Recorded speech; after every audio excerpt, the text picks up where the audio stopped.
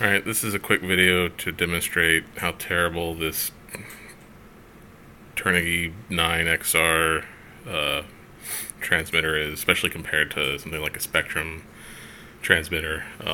These gimbals, like on the Spectrum, are really nice. They have just really good feel, pretty strong springs. They bounce back to center very, very well. This is a mode 2. Both of the transmitters are mode 2. This is the 9XR. I bought it a couple of years ago, and I never really got a chance to use it. And then I got out of flying for a while, and I decided to get back into this. And so I broke out this transmitter, decided to give it a whirl. It was a cheap transmitter. When I bought this was like $200 when I bought the DX6, and this was, I think $50 or $60. A lot of features. It's hackable. It's got a lot of channels. Supposed to be fairly nice, but first thing I noticed was the stick. Well, I'll show you. That's no good. Like that's terrible. I mean, just look at that. That's a terrible. I mean, this is okay. I mean, it doesn't stick this way, but it's really, that's awful. I mean, that's just really bad.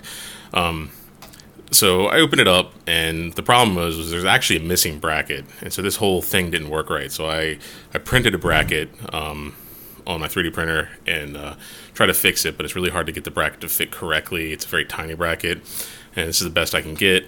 It requires a lot of adjustments to get this to want to come back. I think if I got a tighter spring, it would work a little bit better, but it's usable. If I keep my thumb on here, and I just kind of make sure it goes back to center, it's usable, sort of. So I've got clean flight up here. I've got it connected, to my quad. So let's actually turn this guy on. See if all switches flip down. Sure, what does this say? Switch warning. Switch. Okay. So let's look at pitch. So I'm going to pitch all the way up to the top. You can see pitch goes to, and I'm going to go back to center, pitch all the way down, go back to center. It's pretty good, not too bad. Now watch when I push pitch all the way to the top. I'm going to push it like aggressively to the top. Let it go back to center, all the way to the top, back to center. And let's look here. I mean, that is on the center lines, and I get that is not center. That is a good 15 above center. Now if I pitch all the way to the bottom and let it go back to center,